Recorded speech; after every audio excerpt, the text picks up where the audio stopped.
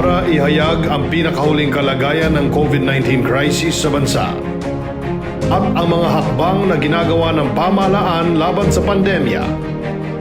Mula sa Pangulo ng Republika ng Pilipinas, Mayor Rodrigo Duterte. Ito ang Talk to the People on COVID-19.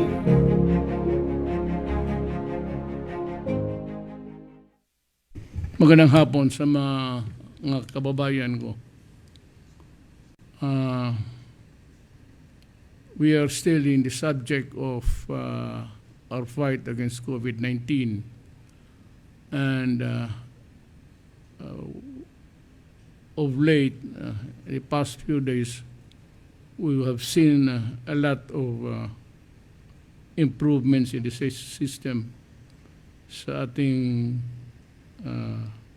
ginawa para sa COVID-19 panlaban. I am also happy to report to you that today, now, there will be some positive news for all of us. But let me begin with the Secretary of Health, Secretary Duque. Maraming salamat po. Magandang hapon, Mr. President, Senator Bongo, Chair of the Committee on Health and Demography, to my fellow members of the Cabinet and the Interagency Task Force, at sa ating po mga mahal na kababayan, magandang gabi po sa atin lahat. Ako po ay magbabahagi sa inyo ng isang maikling ulat ukol po sa ating COVID-19 situation and the recent accomplishments. Ngayon po ikasampu ng Mayo 2021, meron po tayo na dagdag na 6,846 na mga bagong kaso. Sa 6,846 na naidagdag, 1,761 ay mula sa NCR, 1,359 sa Region 4A, 852 sa Region 3, at 2,874 sa mga natitirang rehiyon. Para naman po sa atin mga aktibong kaso, can you bring the slide back? This is not the slide that I am talking about. Yan, dyan lang. Let's freeze it there. Para naman po sa atin mga aktibong kaso, ang kabuuan bilang ngayon, ikasampu ng Mayo, ay nasa 59,897. Ang katumbas po nito ay 5.4% ng ating total active cases. At sa kabilang dako, ang ating po recoveries ay umabot na sa 1,030,367 at ang recovery rate ay nasa 92.92%, habang ang bilang ng mga pumanaw ay nasa 18,562 at napapanatili po naman natin, although masakit po sa atin na may mga pumapanaw, ay mababa po ang ating case fatality rate sa 1.67%. Next slide. Nito pong nakaraan linggo, bumaba na ang atin sa ating bansa sa low risk, kung saan negative 22% ang atin pong tinatawag na 2-week growth rate at 6.85 ang atin pong average daily attack rate per 100,000 population. Nasa moderate risk naman ang ating pong NCR, kung saan bumaba po to negative 39% ang ating pong 2-week growth rate at ang ating pong average daily attack rate per 100,000 population ay bumaba din po sa 19.02 from a high of 30.98. Bagamat gumaganda na ang ating lagay, hindi po tayo maaaring magiging mapagluwag, lalo na't meron tayong 10 rehiyon. Ito po yung regions 4B, 5, 6, 8, 9, 10, 11, 12, BARM, and Caraga na may positibo ng 2-week growth rate. Ang ibig po sabihin nito ay bumibilis ang pagkalat ng COVID-19 infection sa mga naturang lugar. At meron po tayong 5 rehiyon naman na may mataas na average daily attack rate. Ito po ang NCR, CAR 2, 4A, and 3. Although sa NCR, bibigyan din ko po ay malaki na din po ang ibinaba ng ating ADAR. Next slide, ito po nagpapakita ang epidemic curve ng COVID. Amin din pong napansin na bumababa ang nadadagdag na kaso galing sa NCR. Mula sa 48%, ngayon po ay asa 31% na lamang ng kabuuan bilang ng kaso na galing sa NCR. Ito po represented by the blue bar. Makikita po yung malinaw na pagbaba ng mga kaso. Kasabay po nito, ang amin napansin naman ang pagtaas ng mga naitatalang kaso sa ibang rehiyon at ang represented po ito by the black graph. But all in all, makikita po natin na bumababa na po ang ating mga kaso. Next slide. Patuloy na bumubuti ang lagay ng ating healthcare utilization rate nationwide mula po sa 4.7 percentage points na iniulat namin noong nakaraang linggo ay meron po tayo ngayon 7 percentage points na bumaba. Ibinaba ng ating healthcare utilization rate mula sa peak na naiulat noong April 13 to 15 or illustration of this. Tingnan po natin yung isolation beds. Nung nag-peak po tayo, 51% po ang gamit ng ating mga isolation beds. Ngayon, asa 43%, so bumaba po sa makatuwid ng 8%. At ang ating COVID-19 ward beds, from a peak of 57% utilization rate, bumaba po ito to 49%. So, ganun din po, bumaba ng 8%. At tingnan ho natin, ang mahalaga rito yung ICU beds. No? From a 68% peak utilization rate, bumaba po tayo ng 61%. So, meron po tayong improvement ng 7% points. At ang mechanical ventilators naman po natin from 48%, bumaba po to 40%. No? So, next slide please. Gayun din, bumaba ang ating healthcare utilization ng NCR mula sa 12% na ibinaba last week. Bumaba na sa 17% ang ating HCUR ng nasabing rehiyon kumpara sa peak day estimate. At sa kabila nito, nananatiling nasa critical at high risk ang ICU utilization rate ng ilang lokalidad sa NCR. Kaya naman po aming hinihikayat ang mga NCR hospitals sa tulong ng One COVID Referral Center na panatilihin ang kasalukuyang healthcare capacities, lalo na po ang ICU capacities upang manatili tayong handa sa mga surge na maaaring mangyari muli.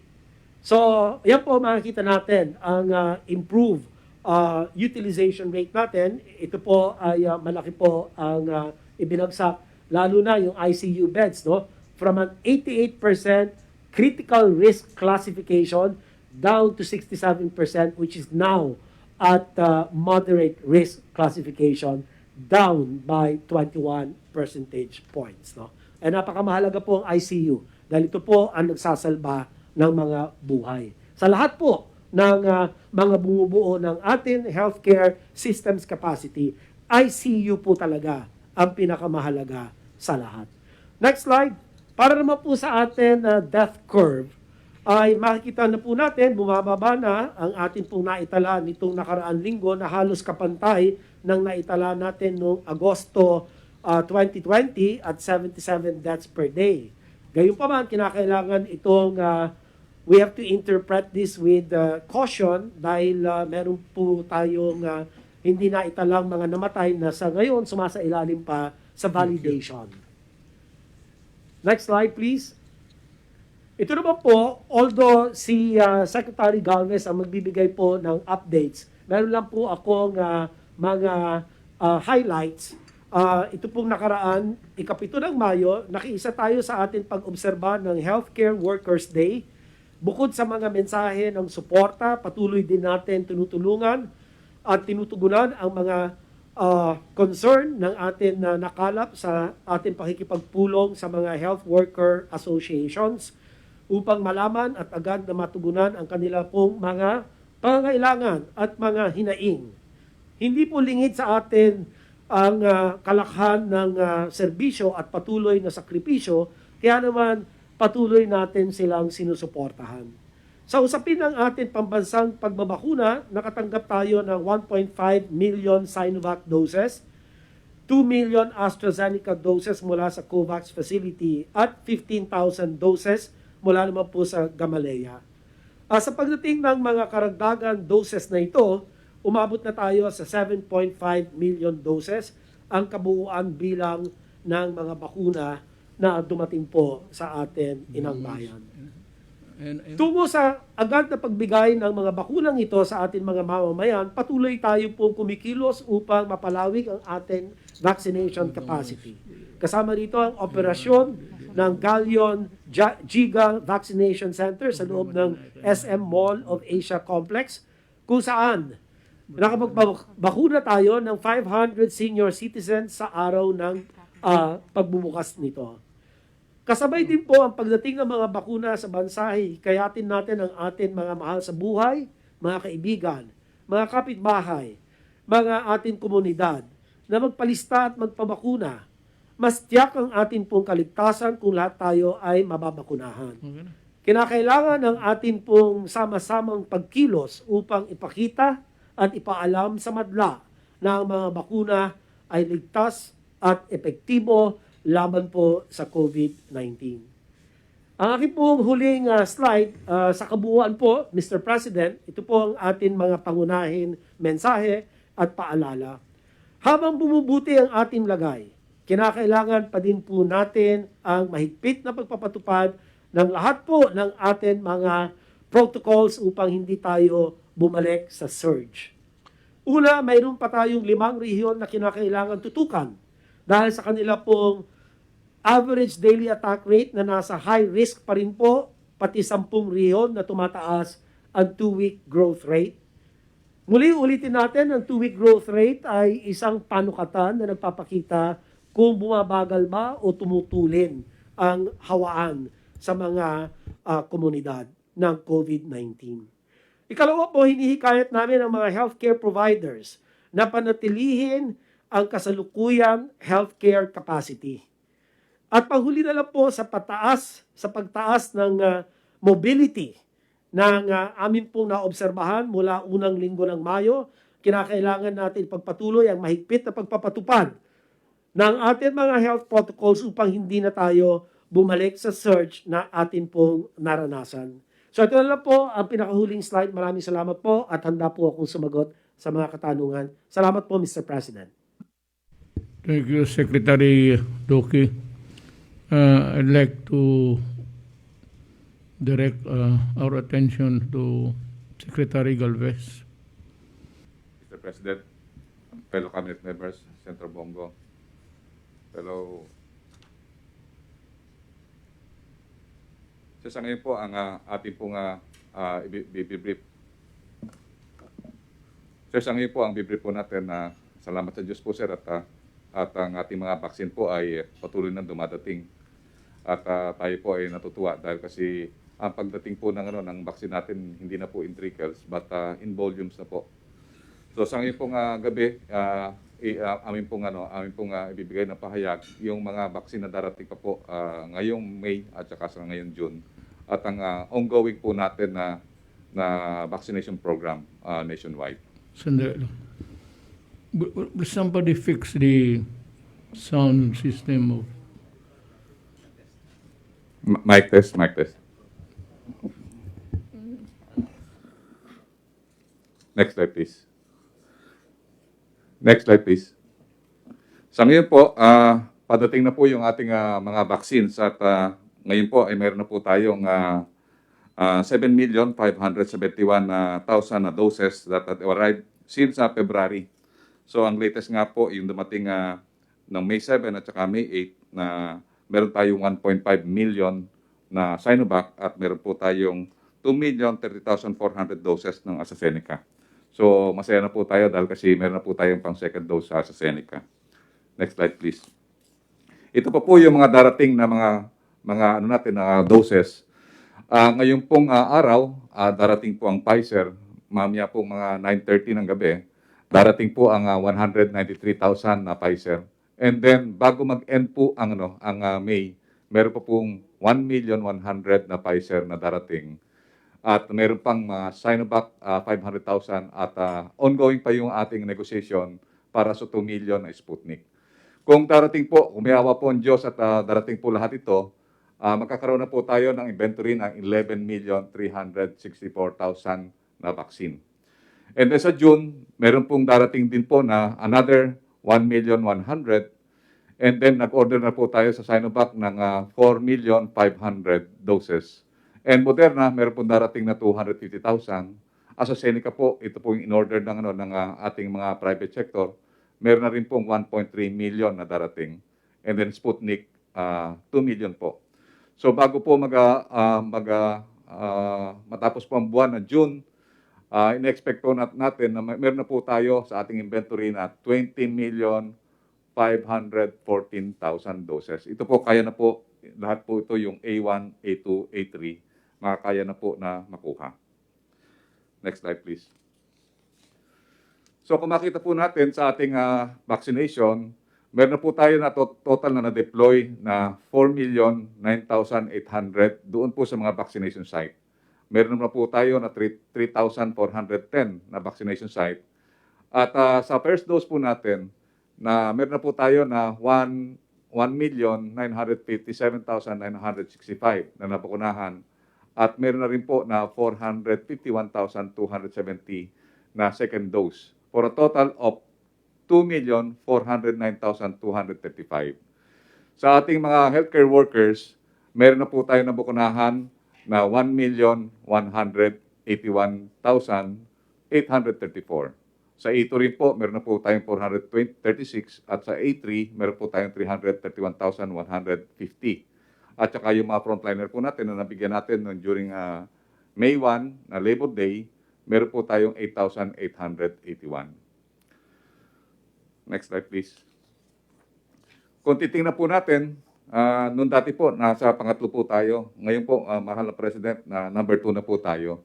Dahil umangat po ang ating daily average. Noon dati po, ang daily average po natin is only 34,418. Sa ngayon po, yung 7 average po natin, ang last 7 average from May 1 to May 8, tumaas na po tayo, nadoblado po tayo ng 65,879. So nakakatuwa po dahil kasi talagang na tumataas na po tayo. And then number 41st na po tayo out of 94 countries and rank 15 out of 47 countries in Asia. Next slide please. Sir, ganito po ang gagawin po natin. Nagkaroon po tayo ng mga series of conferences with our strategists. Ang maganda po talaga, magkaroon po tayo ng strategy ng tinatawag nating focus and expand through center of gravity. Yung center of gravity po ito po yung tinatawag natin na economic centers. At the same time, ito po yung mga vulnerable areas. So pagka na-address po natin, na-strengthen natin ang ating vulnerabilities, at the same time, we strengthen our economic strength. Yun po ang center of gravity po natin. So sa ngayon po, ang nakita po natin, yung focus area po natin, yung NCR plus yung 6 provinces, kasama po ang Bulacan, Cavite, Pampanga, Laguna, Batangas, at saka po yung Rizal, kasama po ang Metro Cebu at saka Metro Davao, ito po ang bibigyan po natin ng tinatawag nating steady supply. For example, kung ang Manila nangangailangan ng 3.3 million kada buwan, talagang eksakto po na meron po siya talaga na supply na steady na 3.3 million. Kung ang Davao kailangan niya ng 250,000 a month, bibigay po natin po yun, parang stockpile niya, para at least hindi po magkaroon ng shortage at maging maganda yung kanyang rollout at wala pong delay. And then yung mga expansion area natin, ito yung mga tinatawag natin yung mga important contiguous area ng NCR. At the same time, ito rin po yung mga economic center. So Region 3, Region 4, Cagayan de Oro, Baguio City, Zamboanga City, Bacolod, Iloilo, Jensan, Iligan, and also yung mga Region 10 hanggang Caraga po. So kung titingnan po natin yung mga center of gravities po natin, instead na itatarget natin yung 110 million, itatarget lang natin yung tinatawag nating 83,829,719. Ang kanyang 70% is 58 58,680,803. Ito po, ginagawa po natin ito dahil kasi yung nakita po natin, ang pinaka-main variable po natin, Mr. President, is yung ating global supply. Kung maganda ang ating global supply, wala tayong problema. Ang inyo pong sinasabi na kailangan po natin na bakunahan po natin ang ating lahat ng ating mga mamamayan, babakunahan po natin. Until such time na hanggang children, pwede po natin bakunahan. Next slide, please. So ito po yung target po natin. Sinasabi po natin na we should have a better Christmas this year. So ginagawa po natin yung strategy natin na pagka nakuha na po natin, Mr. President, ang 25 million, ito na po yung pinaka-vulnerable. According to WHO, yung tatawag natin na burden of disease at saka burden of death at saka burden of hospitalization. Ito po yung ating healthcare workers, senior citizens, at saka po yung people with comorbidities. Kung makuha po natin yon, makukontain po natin ang ating tatawag na death and also yung mga fatalities. So meron tayong tinatawag na low and high target, wherein pagka once na nakuha natin yung 25 million, at least meron tayong tinatawag na initial herd containment. And then yung herd immunity from 58 million to 70 million. Ito yung tinatawag nating prevent and contain. And then once na we have already had the science that we can give the vaccine even to the children, we will target the 110 million population. Next slide, please. Sir, kagabi nga po, sir, yung lahat ng mga expert ng supply chain ng private sector, kausap po namin. Ito po yung mga magagaling na supply chain ng McDonald's, ng Jollibee, at saka po ng mga tatawag natin na mga health providers. Malaki po ang ating malaki po ang ating challenge dahil yung ating mga tinatawag na national supply chain management, may dalawa po tayo. Meron po tayong yung PharmaServe and also yung SWILIG. And then bababa po yan sa regional warehouse, and then sa LGU warehouse, and then sa vaccination site. May mga ginagawa po kami, sinisimplify po namin na from the pharma, pwede po kagad doon sa vaccination site. Kasi po nakita po natin na yung ibang mga vaccine ay napaka-critical po na magkaroon pa ng mga tinatawag nating double handling. At pagka lumabas po yan sa warehouse, kailangan maiturok na po natin. So pinag-aralan po namin po yun, tinitingnan po namin yung mga delays, paano natin mapa-fast track yung vaccination, paano natin ma-eliminate yung tinatawag na mga challenges for possible wastage. Pinag-aralan po ng mabuti ng mga supply chain managers. And natutuwa po kami dahil kasi ang private sector po talagang gusto nila tumulong sa atin. And then also they can provide more than 23 million na vaccine output through their private hospitals at saka yung natawag na healthcare provider. So meaning yung binili po nila na more or less 23 million, sila rin po ang magpapabakuna with the guidance and supervision of the LGU and the DOH regional directors. Next slide, please. Kung titingnan po natin, ito hindi masyadong nakikita po sir, pero at least nakita po natin yung ginagawa natin na talagang yung supply and demand vaccine rollout planning. So ito po, napaka-critical po ito dahil kasi talagang yung at the level of the national, talagang yung planning dapat synchronize until to the site preparation. At meron tayong tinatawag na pull and push the variables na kailangan po makita natin po sa mga assumptions. So ang pinaka-main objective natin talaga sir is ma-optimize natin yung time at saka ma-minimize natin yung wastage. Meaning, the main purpose of this supply and demand vaccine rollout is that to finish the vaccination at the earliest possible time and maximize the resources that we had without any wastage. Next slide, please.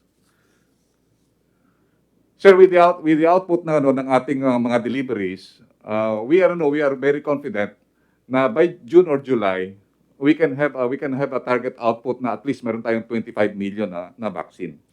And with that, pagkawas na nakuha natin po yan, magiging liberal na po yung ating vaccination. Meaning, we can already have the vaccination of the general public. Meaning, immaterial na po yung tinatawag natin na mga priorities. Dahil meron na po tayong mga eksaktong mga bakuna. Sa ngayon po, sa ating inventory, meron po tayong more or less 5 million naka-slack na nakita natin naka-dedicate yung 2 million for the second dose while we have still a slack of more or less 3 million. Meaning, Mr. President, sa ngayon na may 7 million po tayo, meron na po tayong slack na 3 million na supply. Meaning, yun po, pwede pong gamitin ng LGU at mapaspasan po ang ating pag-vaccinate. Pagka dumating pa po yung mga ibang mga natin, yung ating mga tinatawag na mga vaccine, yun po ang nagiging mga challenges natin on how the ground operations will do it well na para yung inventory natin bumaba. Kasi mas maganda po, mas mabilis, mas makukunti ang inventory natin, ibig sabihin, paspas po yung ating vaccination. And pagka maganda po ang vaccination natin and it is being done efficiently, baka po yung herd immunity ay makukuha natin ng mas maaga.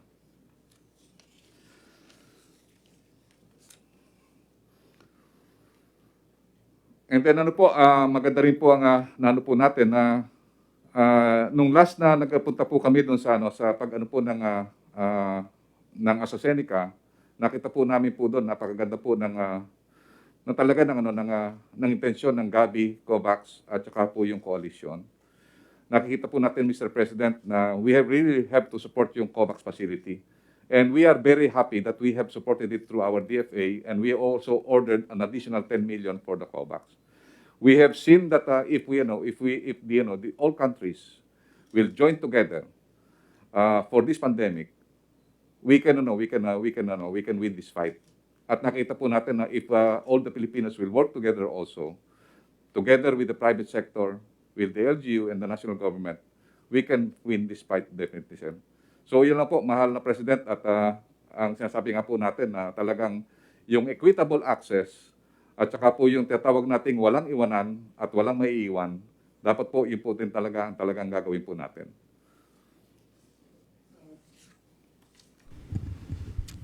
We'd like to call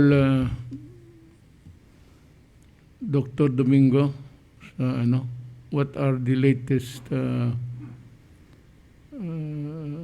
applicants for a permit to operate or to distribute or sell dyan sa opisina mo ngayon?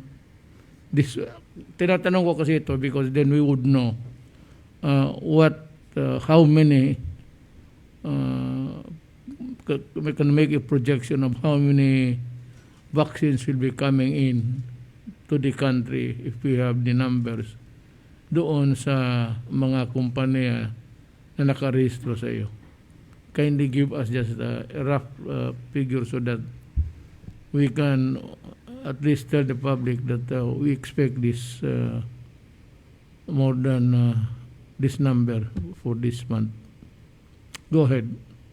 Good afternoon po, Mr. President. I will give you a update on the emergency use authorizations po that we have granted at the FDA and then vaccine that we hope might be also applying with us. Can we have the slides, please? This time po, there are 111 vaccine candidates all over the world. These are the ones that are ongoing clinical trials on humans already, meaning phase 1, 2, and 3. And of all these 111 candidates, there are already 14 that are being used in different countries worldwide. In at least one country po. Yung iba dyan, yung mga 5 or 6 are really very new and are only being used right now in China and Russia mostly, but a lot of them are being used in several countries. Next slide, please.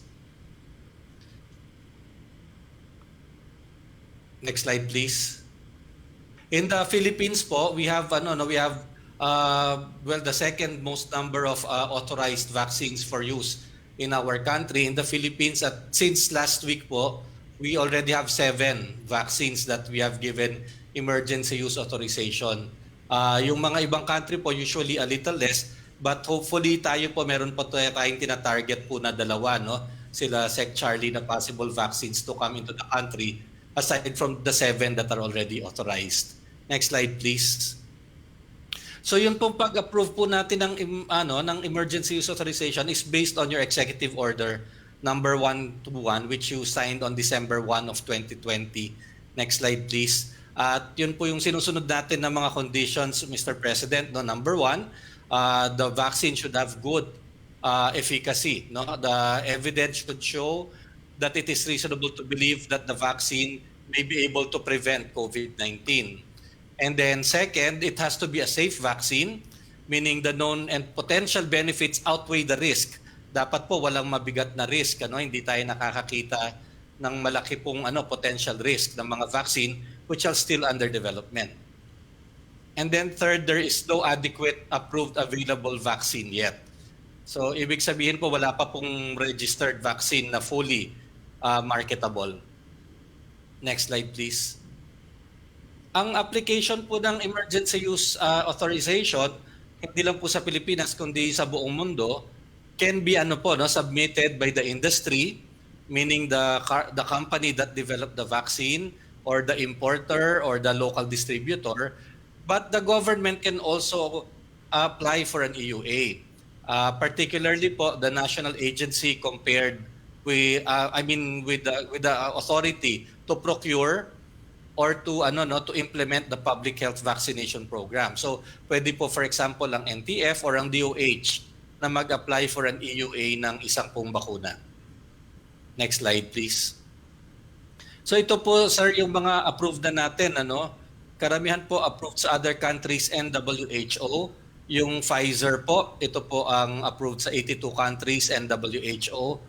AstraZeneca, which is approved in 91 countries and WHO. Yung Gamaleya, approved po yan in 62 countries, pero sa WHO, nagsa-start pa lang po yung kanilang application for emergency use listing. Sinovac is approved in 22 countries and is also in the late stages of WHO emergency use listing. Ang tingin po natin baka in 1 to 2 weeks magkaroon na rin po ng EUL itong Sinovac kasi ang pagkakaalam po natin na inspect na rin po sila. Next slide please. Yun pong Bharat Biotech, ito po yung isang Indian vaccine na hinihintay pa po natin yung Good Manufacturing Practice Certificate niyan bago makapag-import sa Pilipinas. Yun pong Janssen at saka Moderna, these are also approved in several countries like in US and then European countries, Canada, and also WHO. And these are also now approved dito po sa atin. Yung Janssen po yung single-dose vaccine. Yung Sinopharm, ito po yung although hindi pa official yung application sa atin, the good news is it was granted an emergency use listing by the WHO on May 7. So kapag po ang DOH ang mag-a-apply po ng EUA for this, if we plan to procure government to government, the DOH can apply for an EUL for Sinopharm, and that will not take very long kasi nga po pag ganyan na meron na pong EUL ng WHO, we will be able to ask the WHO for the pertinent clinical trial data and the information, and I already asked for it actually this morning. Hopefully they will give it to us by siguro po tomorrow morning then, so that we can ask our vaccine experts to take a look at it para pag nag-apply po ang DOH ay hindi na po tayo matatagalan. Yung huli pong vaccine na iniisip natin yung Novavax, yun po, baka po in a month or two mag-apply na rin po yan. Next slide please. So doon po sa pag-aaral ng WHO, yung tinatawag pong SAGE or the Strategic Advisory Group of Experts ng WHO completed the review of the vaccine ng Sinopharm. In fact, they also did inspections of the factory to make sure that it follows good manufacturing practice. And they took a look at the published and the unpublished data, which we hope to be able to see very soon also. And on the basis of that, the WHO recommended the vaccine for adults 18 years and older. Ito po ay 2-dose schedule din po. Binibigay ang first dose and then after 4 weeks, they give the second dose. Although very similar po to Sinovac, ang Sinopharm has limited data on people 60 years and above. However, the WHO decided not to put a cap on the age. So basta 18 and above, in-approve po ito ng WHO, believing na meron namang kaunting data showing it's useful in older people and that physiologically speaking, older people should also mount a similar kind of immune reaction. And of course, if you use it in the country, the WHO just suggests that we follow up the people who are vaccinated to look at the efficacy data in the real world. And it was found to have an efficacy in preventing symptomatic and hospitalized disease at an estimated 79% among all age groups. So ito po yung ni-request natin sa WHO to give us the scientific data on this so we can give it to our vaccine expert panel so they can do a quick review. Next slide, please. So yun lang po, Mr. President. No? So we have 7 approved vaccines here. Most of them in the basket of Secretary Charlie and the vaccine SAR. And yun pong pangwalo na hope i-apply daw po ng DOH ay yung Sinopharm. And then we will be awaiting for the next few months po sa Novavax. Okay, that's a good report. Salamat, Dr. Domingo. Now, let us, I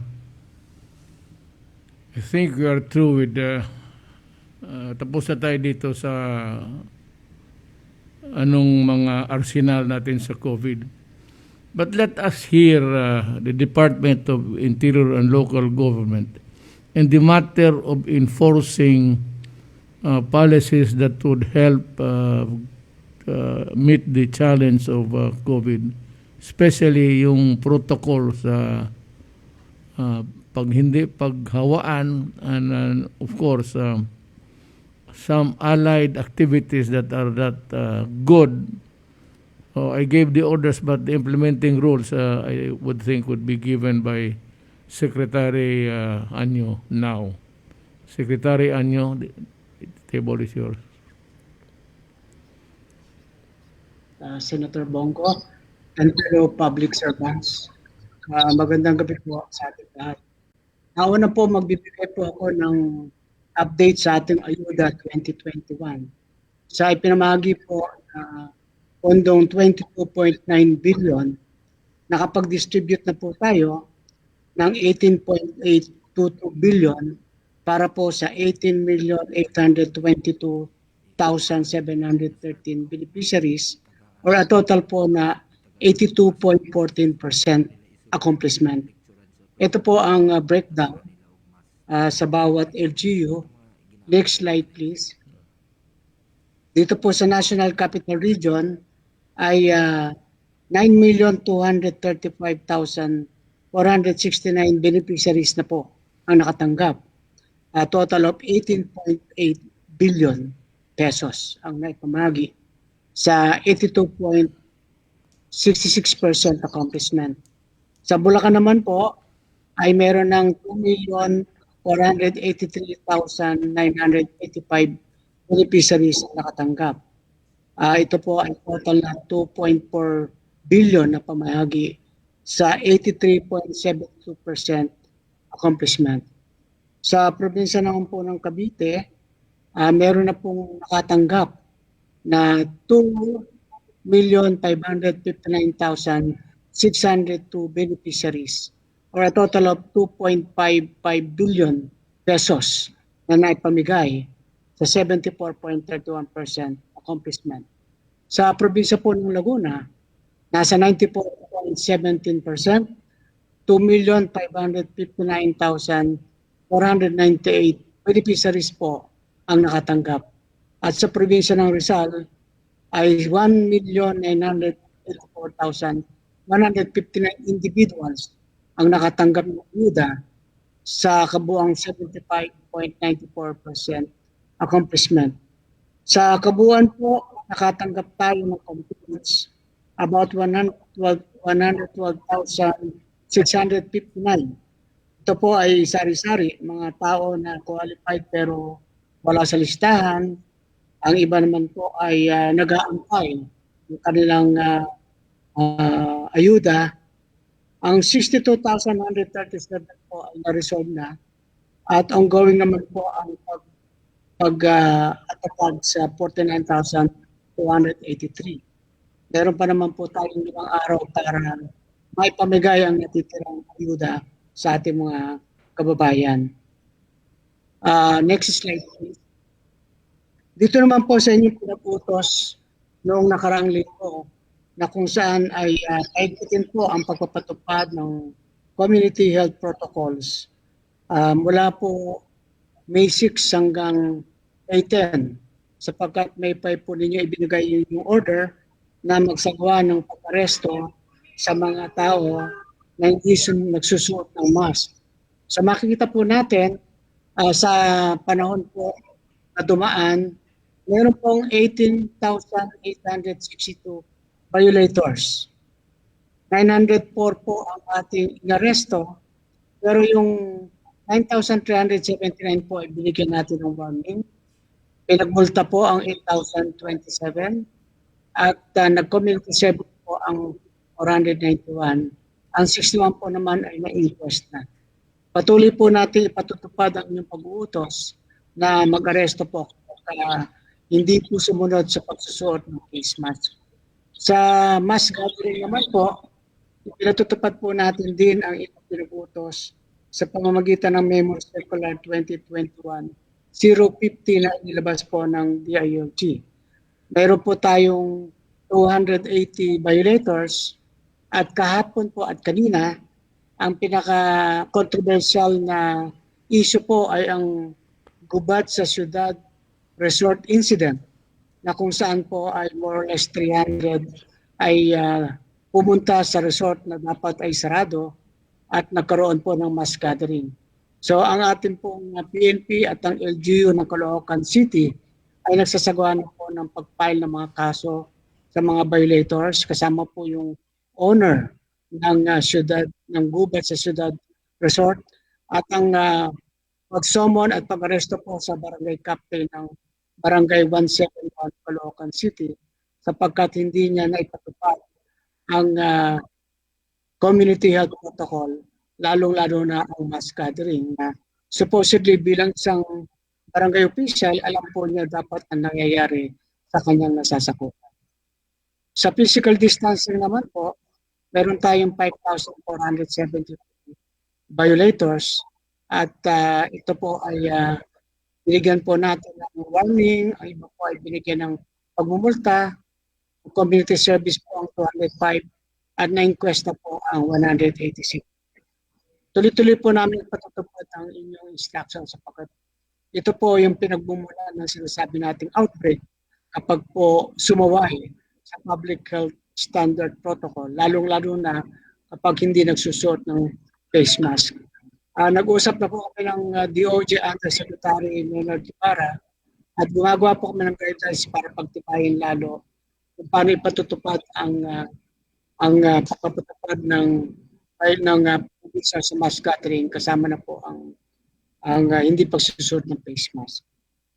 Susunod na slide please.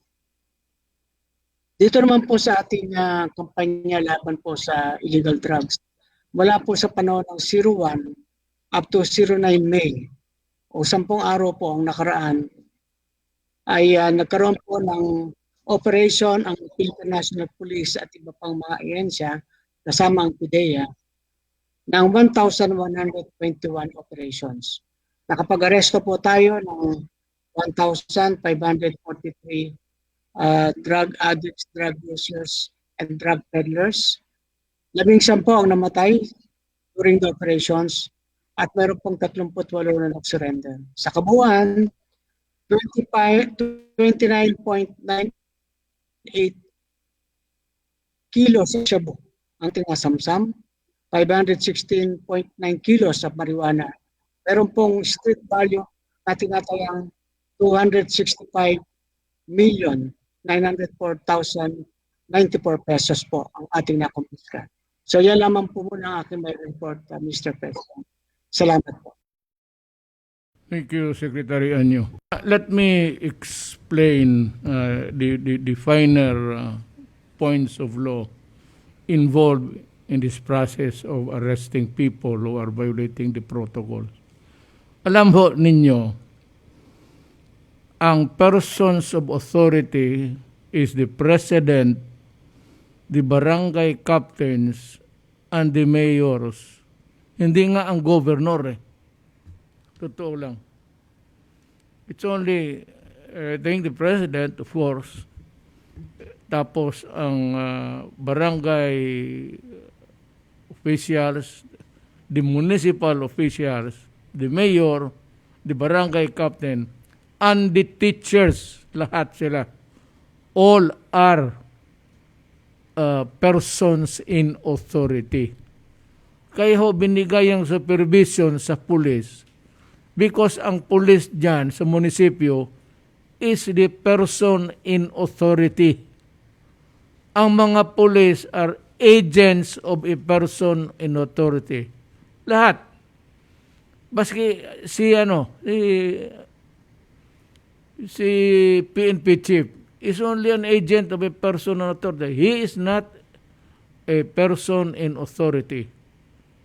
So, ganun ho ang takbo. Kaya ang barangay captain, you are called upon and will be held liable for the failure of implementing the law in your territory. Yan ho kasi magsabi, bakit bigay sa amin yan? Anak ng, hindi ninyo alam, yan. That is the reason why you have to enforce the law. Yung barangay captain sa iyong lugar mo, you are the person in authority. Kaya nga makipag-away sa inyo, kung in addition sa nasugatan kayo, it could be a direct assault. May isang kaso pa nakapatong na paglaban mo sa otoridad ng gobyerno. That's the reason why. Ngayon, I am satisfied with the implementation of the law. Ako kasi ang itaas. So ako ang magsabi. But, the guidance and everything, direction, should be followed by the persons in authority. Tayo. Tapos, down sa inyo. Sa bababa. Yan ang ibig sabihin ng batas dito. So, thank you. I said, Secretary Anyo. Now, let us go to this issue of papalakihin na natin yung ulo ng mga kalaban. But then, we have to somehow, whether we like it or not, we have to explain to the people why ganito ang sinasabi nila at bakit mali. And I would like to call on Secretary of the Foreign Affairs, Secretary Locsin, to do the preliminary explanation or talk.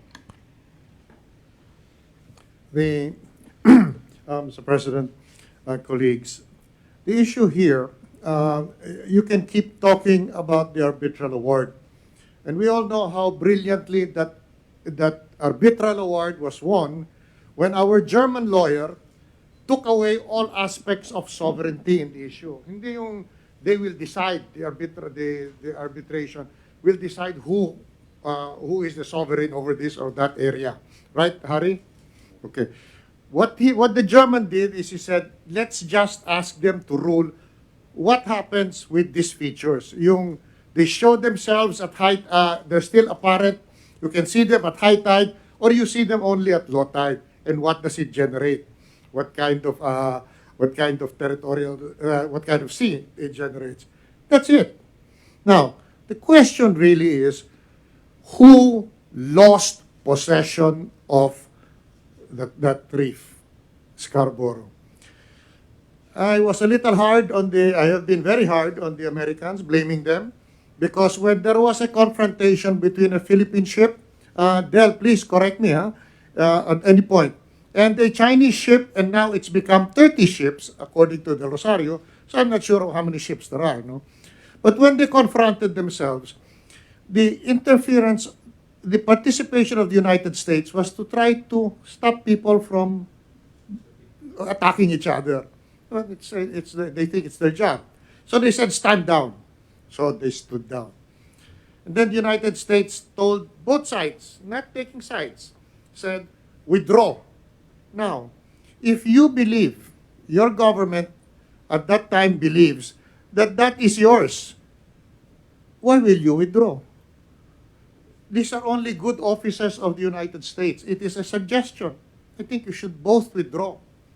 So what you should have done, I don't want to say that like I know better after the fact, but the truth is, if I have UNCLOS on my side saying we are within the exclusive economic zone, and the Chinese ship is not.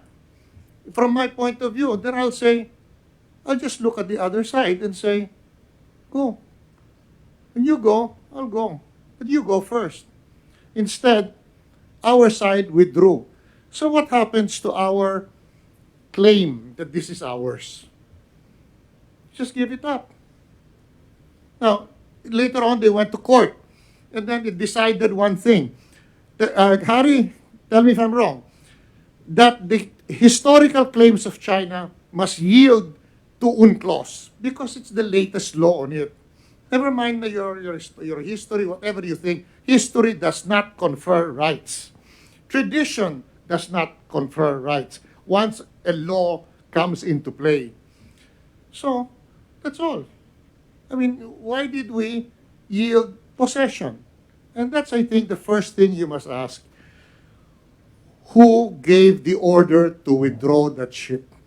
Because it is from there that we start having the problems that are actually a separate issue from the arbitral award. We won it. Well, actually, from the time when we won that, I immediately announced to the United Nations, again, please correct me. I said, this is not just us. By the way, the rest of the world didn't care. This is not just us. This is applicable to Norway. This is applicable to any other country because it was not a determination of Philippine or Chinese sovereignty. It was a description of features in the maritime areas. That was it. Now, who moved aside from that issue and then who yielded possession in the first place? I think you decide. I won't say. I'll just decide who withdrew. Again, the Americans could not force us. They couldn't force the Chinese. They did not want to force anybody. They just said, this is my suggestion so you guys don't kill each other. Stand down, withdraw. We were the first to withdraw. But yet, under UNCLOS, which is already old, we had first right to be there. But we pulled out. Now, who needs to explain then? I think before you start any debate about the merits of the obligations generated by the arbitral award, you must first settle the issue. Who in a game of chicken stopped this car on the edge of the abyss first? That's all, Mr. President. Actually, sir, thank you. That was what was in my mind when I challenged Carpio to a debate. Well, ang problema lang kasi dito is nakalimutan ko na si Carpio ang hindi ang presidente, ako. So, policy statement kung anong itanong niya, masasabi ko, and I might bind future actions of government pagdating dito sa West Philippine Sea. Pero doon ako sa kahon. It's not because I'm afraid of debates. Ilang debate na dinaanan ko nung eleksyon. Araw-araw halos. Ganito yan. Hindi ako lalabas, just like the position of the Secretary of Foreign Affairs. I would insist on the one issue before we go to the other side issues. Sino ang nagbigay ng possession sa China sa West Philippine Sea? Sila. Kaya kung hindi sila umalis, di walang problema. Tayo ang umalis because yung sabi ni Secretary Locsin about the good offices, ang ibig sabihin ng magandang loob lang, offer to mediate na para hindi magkaupakan. That was the America was there for. But ang aking ngayon is my sentiment is bakit hindi nila in-enforce? He could have said, look, you allowed us to mediate. Then the result of that mediation must be followed. Ipapasubo mo ako eh. But America did nothing. Apparently, I don't know. Maybe afraid of China would turn its direction towards them. So, para tayo umalis talaga. at hindi na tayo nakabalik. Ang ginasabi ko na sa kanilang na possession, it's not really about ownership. It's not about sovereignty. Kung sino andyan nakahawak, ano has been building ngayon sa newspaper, they are building a military garrison. Nasabihin nila na hindi sa no possession. How stupid can you get? Hindi sa possession, pero ginagawa niya yung propiedad parang kanya. As simple as that.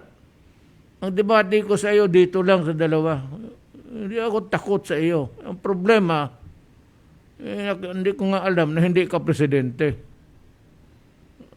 That's about it. Secretary Lucrin. There was one thing, and again, please inform me, Secretary Del. I've always said that even before when this was happening, I was a publisher. When this was happening, two things you must understand. You know that the media and nobody paid attention to this issue. I give credit to Noynoy. They were the first ones to do it. Every president, it was only the armed forces of the Philippines after independence. For some reason, nobody understands, including the great writer Hayton, started picking up features before UNCLOS. I think the armed forces had foresight. But whatever it was, they were all alone, so they did it. But the question is this. When they said in good offices, as the president used, I didn't even know the term, the good offices to mediate, stand down, withdraw. When we withdrew, the United States has no obligation, Mr. President, to go to war. The thing about the Mutual Defense Treaty is you have to be attacked. Nobody was attacked. We withdrew. If the Chinese wanted to attack, there was nobody to attack. The other side left, and I don't know if they would have attacked. That's one thing. I have talked to the Chinese, to Foreign Minister Wang Yi. They have no intention to do that. If you had kept up that face-off, it might have ended up in just the two sides talking to each other. But why we withdrew when we had UNCLOS in place that said, under this law, we have the right to be here, you don't. But we did. And that's the meaning of losing possession. When you walk away from that, and there is no obligation, even at that time, I would say, President Aquino, why don't you go into the water? It goes all the way there. Because you cannot expect the United States to trigger the Mutual Defense Treaty unless they sink the boat in which you are. But if you are not want to go there, in fact, I was willing to be a ship's cook. I can do it, you know. If you're not willing to go there, there's no obligation to defend the Philippines because it hasn't been attacked. There's no obligation to defend if you are not attacked. And that is what was avoided. One ship sailed away. Mr. President. I would like to hear the opinion of illegal luminary, si Secretary Panelo. Mr. President, mulat sa poll, hindi ako sang-ayon doon sa debate. Unang-una, ano bang pagdidebatehan? Resolve naman yung mga issue. Inaamin ni ex-Justice Carpio na yung Scarborough Shoal ay kinuha ng China sa ilalim ng Administrasyong Aquino. Sinabi niya po yun sa kanyang press statement. Sinabi niya rin na isang teritoryo pa kinuha naman sa panahon ni Ramos, ni Presidente Ramos, at kinuha ng China. Madali sabi, resolve na, inaamin na nga nila, ano pang pagdidebatehan? Doon naman sa tanong na hawak ba ng China yung buong West Philippine Sea, hindi naman dapat pagdebatehan nyo sapagkat ang pinupunto nyo mula sa pool ay yung Scarborough Shoal lamang at ito yung isang bahagi lamang ng West Philippine Sea. Kaya sabi ko nga palibasa kasi laking yaman ka. Itong presidente naman rin, laking kali. Mukhang hindi mo naiintindihan. Kagaya halimbawa, yung sinasabi nyo na yan ay isang papel lamang. Ang ginawa nila, tinitwist nila, binabaluktot nila, parang pinalalabas nila. Kaya kayo o ang gobyerno sa ilalim ninyo ay hindi nagbibigay ng pagpapahalaga doon sa arbitral ruling na ang katotohanan ng sinasabi nyo, ang katotohanan niyan, desisyon ng anumang hukuman o anumang pagkakasunduan ng mga bansa, pag yung miyembro niyan o nag-participate dahil sa kanyang kalakasan o kapangyarihan ay hindi patutupad ang isang kasunduan o ang isang desisyon dahil meron siyang kakayahan na gibain kung ano man ang gusto ng kalaban, magiging isang kapirasong papel doon sa party ninyo. Hindi sa, o rather sa party nila. Ibig sabihin, walang saysay sa amin yan. Kung baga, sige, sa'yo ang papel sa akin ang lupa. Sa'yo ang papel sa akin ang karagatan. Yun ang sinasabi nyo. You are not, kasi sinasabi nila, ang problema kay Presidente, binigyan ng kawalan ng halaga. Yung panalo hindi, binibigyan ng kawalan ng halaga ng kalaban. Kahit nananalo ka, ay hindi. Basta as far as we're concerned, we own this. Wala yan. Ay parang, sinabi ko sa programa ko sa Counterpoint, parang dokumento ng kasalan yan. Meron kang papel, pero yung mga spouses hindi naman sumusunod, magiging parang kapirasong papel lang yung dokumento ng marriage contract. Kaya nga nagkakaroon ng demandaan Kaya nagkakaroon ng annulment, ng diborsyo, kasi yung mga participants ayaw ipatupad yung kanilang mga obligasyon sa ilalim ng kontrata. Yun ang sinasabi nyo, Ginoong Pangulo, na itong papel na pinanalo namin, hindi nyo binibigyan ng halaga sapagat sa ngayon, kayo ang may puwersa. Kaya ayaw ko yung debate kasi walang pagdidebate yan Resolved, kumbaga, yung mga issue resolved na. Inamin nyo na nga, na kinuha ng China. Ano pang pagdidebate yan? Isa pa ang problema ko sa kanila, yung palagi nilang pinagpipilitan na kayo daw, takot sa China, hindi kayo mag-assert ng sovereignty. At ang ginagawa nilang argumento, tingnan mo yan si Presidente, sasabihin na naman niya, China is a friend. Marami tayong utang na loob. Humihinto na po sila ron. Meron kayong dinagdag Klarong-klaro, ano sabi nyo? Kaibigan natin sila, may utang na loob, pero intindihin nila ako. Sapagkat there are things in life that cannot be compromised. Sa wikang Pilipino, maraming bagay sa buhay na hindi po pwedeng makompromiso. At dinagdag nyo, yan ang sovereignty o kasaril lang. Ayaw nilang isama yun They stop dun sa sentence na, China is a friend. We owe them a lot. We are indebted to them. Hanggang doon na lang. Sabi, tingnan mo yung si Presidente. Pagkatapos, magagalit sila sa China, meron pang isa sinasabi sila, bakit naman ang gobyerno ninyo? Ang preferensya nyo yung mga Chinese vaccine. Tinatago po nila na 7 vaccine manufacturers ang kausap natin. Hindi lamang yan. Biro nyo. Hindi ba, sabi nila, Pfizer ang gusto nila, Moderna. Pero hindi naman dumating. Ang unang dumating, binigay pa ng China, libre pa. Galit na galit pa sila. And yet, yung mga taong galit na galit sa China, ang itinuturok sa kanilang mga braso, puro Sinovac. Ano ba yan? Makamura lang ako dito. Huwag na lang. Kayo na lang magsalita. Basta ako sa kahon lang sa takot ako. Ano yung utak niya? May pareho kami abogado. Hello. Pero ayaw ko na magsalita. Publiko pa naman tayo. Nagmumura ako hindi lang inis, galit. Mga gago kung ano ginagawa. Using me as an excuse to right the wrong. Buang. Ano ba? It is never wrong to say that I owe you a debt of gratitude. Totoo Binigyan tayo, tinanggap natin, ginamit natin. But it does not mean na tanggapin ko yung bakuna at tapos sabihin ko kalimutan ko na yung claim dyan sa West Philippine Sea. Okay na yon dahil sa bako. It is never like that. The world does not operate like that. The international relations would never work in that kind of na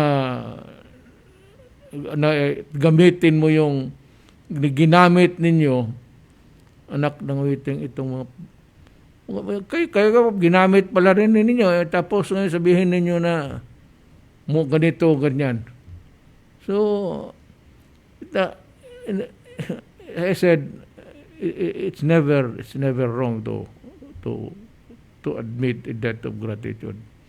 But it would be wrong to use it as an excuse to maybe retreat from your, sabi ko, there will be no compromise. Alam ng China, baske antay dito ng vaccine, gagamitin ko pa rin. So sabihin ko, hindi ito yung kabayaran, iba ito. This is Philippine national interest. This is not a health issue that nagpasalamat ako. And let me just also say, itong history ng ito for public consumption na ito. Tumawag ako kay President Xi Jinping. Sinabi ko kasi yung kasagsagan ng COVID, may kung walang dumating talaga, walang kapkap si Secretary Galvez. Tumawag, sabi ko, si President, I would like to ask for your help. Until now, in the Philippines is really at a loss of how to get the vaccine. Sabi niya, it's okay. We will help you. Ganun lang. Hindi naman sinabi, kalimutan mo yung Scarborough, sir, bibigyan kita. No, sinabi lang niya na, as simple as that. Sabi niya, thank you, Mr. President. It's okay. Yun. Yan ang bakuna ni Carpio pati ni ito kasi bakit? Saan ba niyo kinukuha yung bakuna ninyo? Di ba kay Secretary Galvez? Kung sabihin, nagbayad kayo ng sarili ninyo. And let us now make it clearer kay Secretary Galvez kung magkano na lahat. Just give us a simple the sum of it all. Magkano available, magkano ilan ang dumating, magkano pa ang bibilihin natin. Simple as para talk in a vernacular para maintindihan ng tao. Mr. President, so sinabi po natin kanina na meron tayong 7 na tinatawag na portfolio. So sa Sinovac, sir, meron tayong kinuha na 25 million. At tayo po ay nakabili na po ng umigit kumulang na 4 million na po ang nabili natin. At yung 4.5 million ay bibilin pa po natin this coming June. So sa Gamaleya Sputnik, meron po tayong kontrata na dalawang in-split po natin kontrata dahil kasi po yung isa po gagamitin po natin na DOH yung fund. Yung another 10 is gagamitin po natin yung ADB fund pagka po nagkaroon siya ng EUA sa stringent regulatory. So yung AstraZeneca, sir, meron nabili po ang private sector at saka LGU na 17 million. At darating na po rin po yun na mahal na President yung 1.3 million. Darating na rin po sa this coming June. Then Moderna, marami po nga nagsasabi na yung sinabi nga po na sa isang ni Tulfo na parang kinuha natin yung 13 million sa private sector. Nilino po natin, sumulat po kami kay Mr. Dante Ang na yung Moderna po 13 million ang nabili natin. At yung 7 million, yun po ang nabili po ng ICTSI at ang mga tinatawag nating Ayala Group at saka yung consolidation ng mga consortium na 7 million na doses ang nabili po na. So total po na 20 million na pinagtulungan po naming i-raise ng private sector at saka po ng government.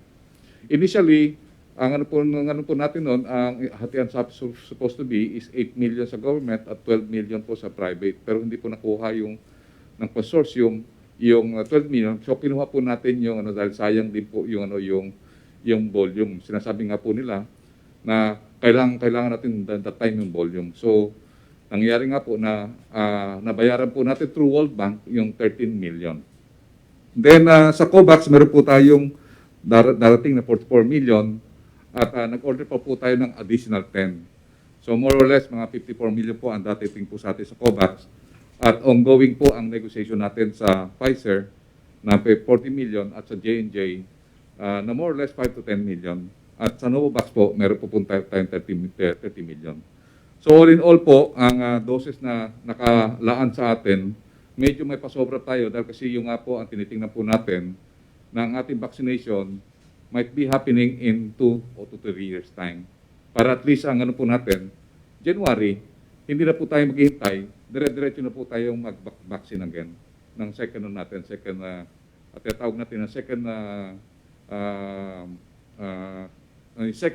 tranche ng ating vaccination. Kasi po, yun ang sinasabi po ng ating mga mahal na mga expert na this COVID might be a long haul na 3 taon tayong magpapabakuna.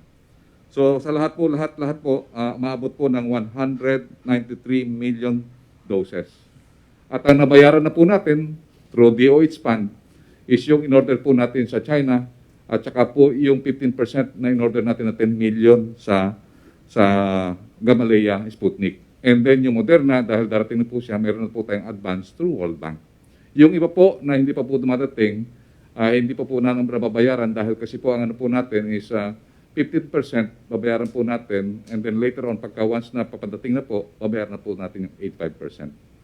Yun po ang ano po natin, mahal na President. Okay, now let us end this with an explanation itong jet ski brouhaha. Alam mo, panahon ng kampanya yon. Hindi siguro sanay itong mga gago na style ko sa kampanya. Pati yung bunganga ko ngayon. Nagyabang ako na pupunta ako sa Sprat Day. Magdalaga ako ng flag, sakay ako ng jet ski. Nagplano ako niyan. Bumili ako ng jet ski, ang kaya ko second hand lang. So nag-order ako ng pizza. Hanggang ngayon, hindi pa dumating since then. Walang dumating, wala akong magawa. Ngayon, Secretary Lorenzana, may I ask you, how far is this Pratley from the beach of Palawan? Tingin mo, ilang kilometers yan? Mr. President, yung ating isla doon, ang tawag natin ay Pag-asa, ay mula Palawan, siguro mga 150 kilometers. Nautical miles. Hindi kilometers, nautical miles. No. So malayo po yun, Mr. President. So ganun, when I was plotting, nagpa-plot ako kung saan ako magdaan. Nakita ako doon, ilan naman yung tangke ng jet ski. Kailangan ko ng gasolina, supply. Pagtingin ko, puro dagat. Wala man ako makitang gasoline station along the way. Sabi ko, mahirap ito. Dito tayo mamatay na walang kakwenta-kwenta. So, yan ang istorya. Ngayon, paano to? Paano? Panahon sa panahon sa kampanya yan. At saka yung biro na yon, yung we call it bravado, yung bravado ko, was just a pure campaign joke. At kung naniniwala kayo sa kabila, pati na siguro si Carpio, pati I would say that you are really stupid. Maghanap ka ng tao dito magpunta ng jet ski. Hindi ba mag-abot pa ng ilang oras, I would conk out in the middle of the sabi nila, ang waves, ano bang waves sa Tagalog? Yung alon pala dyan sa, kasing laki ng dagat. Sabi ko, mahirap ito. Sabihin ko na ng balang araw sa pinipilingan nyo nga na inabot talaga ako ng takot. Wala ako magawa. Takot ako mamatay. Walang gasolina. Ang spare parts hanggang ngayon, wala. Tapos pag sabi na punta ka doon, sabi ng Navy, ang alon, ano maabot mo sir, kasi laki ng barko, una, patay. So, balik ako doon sa ano. Kung naniniwala kayo niyan, I really do not know if you harp on that. It's a pure. I was not taking lightly this sovereignty, but it's a pure joke actually. But just to emphasize na talaga hinaloan ko lang ng biro. Ngayon kung if you swallow it, my God, hindi na ako mag-comment na. Sinong gago? Alam ba ninyo hindi ako marunong maglangoy? Kung matumba yung yawa na pa, magkapakapa na ako.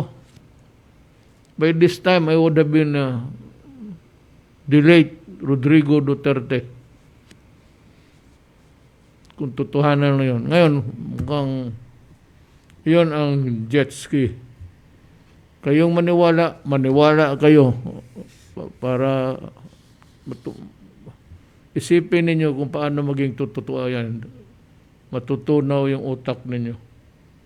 So, mga kababayan ko, yun ang explanation ko sa jet ski at sa ibang mga issue sa ating confronting sa ating bayan. I would say to you, it was a pleasant thing to be with you tonight and maraming salamat sa pagtagiling ninyo.